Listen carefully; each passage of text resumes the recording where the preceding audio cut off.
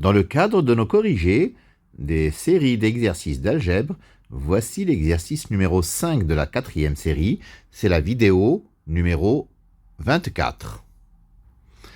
Alors, cet exercice, le début est épinglé devant vous. Nous avons une matrice A qui représente l'endomorphisme F de R3 dans la base canonique.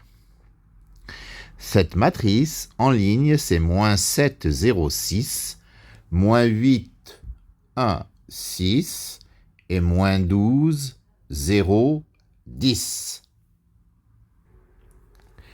Alors, première question, petit a, déterminer le polynôme caractéristique de f et en déduire que 1 et 2, petit b, sont les valeurs propres de f. Alors, le polynôme caractéristique de a, donc de f, c'est déterminant de a moins xi, c'est-à-dire le déterminant de la matrice moins 7 moins x, 0, 6, moins 8, 1 moins x, 6, et moins 12, 0, 10 moins x. On développe par rapport à la seconde colonne qui contient déjà 2 zéros, et donc ça nous donne 1 moins x, affecté du coefficient 1 bien sûr, multiplié par le déterminant moins 7 moins x, 6, moins 12 et 10 moins x. C'est-à-dire 1 moins x, facteur de moins 7 moins x fois 10 moins x, plus 72. En développant à l'intérieur du crochet, ça fait x au carré, moins 3x, plus 72 moins 70, ça fait plus 2. En factorisant x carré moins 3x plus 2, ça nous donne x moins 1 facteur de x moins 2. Donc, le polynôme caractéristique vaut 1 moins x facteur de x moins 1 facteur de x moins 2, c'est-à-dire moins x moins 1 au carré facteur de x moins 2. Alors, petit b, 1 et 2 sont les racines de CA de x, donc 1 et 2 sont les valeurs propres de A, donc de f.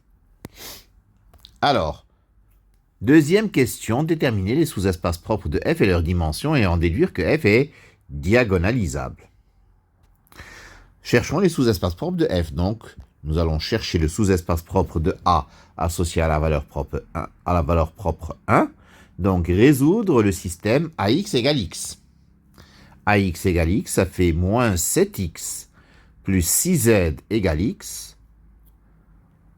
moins 8X plus Y plus 6Z égale Y, et moins 12X plus 10Z égale à Z.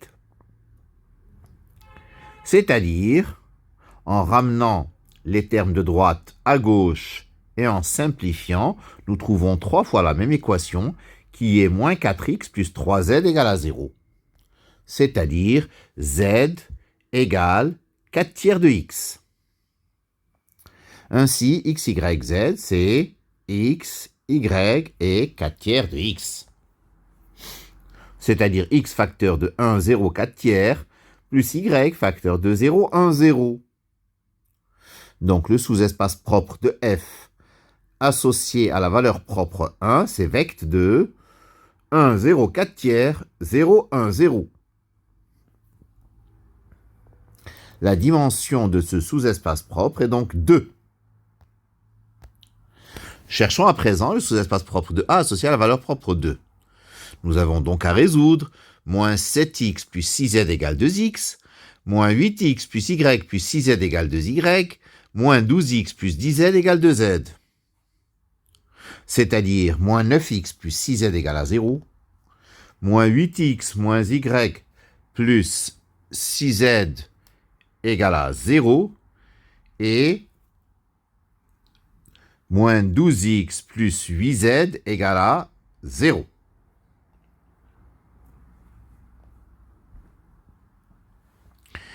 Alors, ceci va nous donner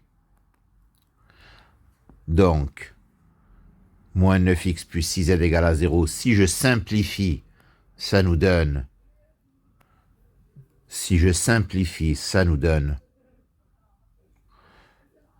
moins 3x plus 2z égale à 0. Dans la seconde, je la laisse intacte, ça nous donne moins 8x moins y plus 6z égale à 0. Et dans la troisième, je simplifie donc par 4 et ça fait la même que la première, moins 3x plus 2z égale à 0. Ce qui se ramène à 2z égale 3x et y égale x. En remplaçant bien sûr donc 2z par 3x dans la seconde. On obtient y égale x et z égale 3 demi de x. Donc le sous-espace propre de f associé à la valeur propre 2, c'est vecte de 1, 1, 3 demi. Sa dimension est 1. La somme des dimensions des sous-espaces propres est 2 plus 1 égale 3, qui est la dimension de R3. Par conséquent, f est diagonalisable. Troisième question, soit P, la matrice de colonne U égale 3, 2, 4, V égale 0, 1, 0, W égale moins 2, moins 2, moins 3. Donc la matrice P, la voici. Calculer P carré. P carré, donc c'est le produit de P par P. C'est-à-dire 3, 0, moins 2, 2, 1, moins 2, 4, 0, moins 3 multiplié par elle-même. Si je multiplie ces deux matrices, je trouve que ça fait, donc, 3 fois 3, 9, moins 8, ça fait 1. 0 plus 0 plus 0, ça fait 0. Moins 6 plus 0 plus 6, ça fait 0. 6, c'est 2. 8 moins 8, 0. 0 plus 1, 1 plus 0, 0. 1. 0 plus 0 plus... Alors, plutôt, moins 4, moins 2, ça fait moins 6, plus 6, ça fait 0. 12 et 0, moins 12, ça fait 0. 0 plus 0 plus 0, ça fait 0. Et 0 plus 0, et moins 8, plutôt plus 0,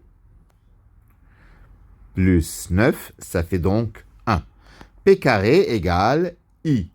Par conséquent, P est inversible, et P moins 1 égale P. P est inversible, donc ces colonnes forment une base. Ça, c'est la quatrième question, montrer que S est formé de vecteurs propres de F. Ah non, plutôt petit b, c'était ça.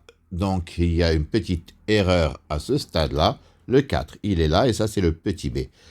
P est inversible, donc ces colonnes forment une base. Donc, UVW est une base de R3. Montrer que S est formé de vecteurs propres de F et donner la matrice D de F par rapport à cette base. AU, je la calcule. Donc, le produit de la matrice A par le vecteur U me donne U. AU égale U, donc U est vecteur propre associé à 1. AV, je multiplie la matrice A par V et j'obtiens V. Donc V est vecteur propre associé à 1 également. AW égale, donc je calcule AW et ça me donne donc A fois le vecteur moins 2, moins 2, moins 3 qui donne moins 4, moins 4, moins 6, c'est-à-dire 2W. Donc W est vecteur propre associé à la valeur propre 2. La matrice D, c'est P-1 AP. Donc, c'est les formules de changement de base qui me disent que c'est la matrice D dans la base des vecteurs propres. La matrice de F dans la base des vecteurs propres. C'est-à-dire, donc, les valeurs propres sur la diagonale. 1, 1, présente deux fois parce que la dimension du sous-espace propre, c'est 2. 1, 1, puis 2 en bas. Cinquième question, calculer A puissance n pour tout n de grand N. Bon, A puissance n, c'est P fois D fois P-1 à la puissance n, qui est égal à P fois D puissance n fois P-1. Mais P-1, c'est P. D puissance n, c'est la matrice où les termes diagonaux sont à la puissance n, c'est-à-dire sur la diagonale, il y aura 1, 1 et 2 puissance n. Donc P fois cette matrice fois P. Et je fais le calcul. Donc, P, c'est 3, 0, moins 2, 2, 1, moins 2, 4, 0, moins 3. D puissance n, je viens de la décrire. Et puis encore P, à droite, la même matrice, 3, 0, moins 2, 2, 1, moins 2 et 4, 0, moins 3.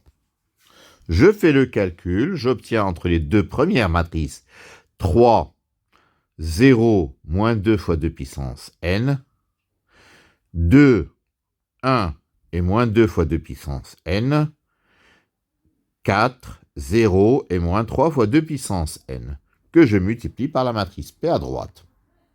Et j'obtiens donc la matrice A puissance n, c'est 9 moins 8 fois 2 puissance n, 0, moins 6 plus 6 fois 2 puissance n, 8 moins 8 fois 2 puissance n, 1 et moins 6 plus 6 fois 2 puissance n. Enfin 12 moins 12 fois 2 puissance n, 0 et moins 8 plus 9 fois 2 puissance n. Et ça, c'est la matrice A puissance n pour n appartenant à grand N. Voilà, c'est terminé pour cet exercice numéro 5, c'est terminé même pour la série. Je vous remercie de votre attention.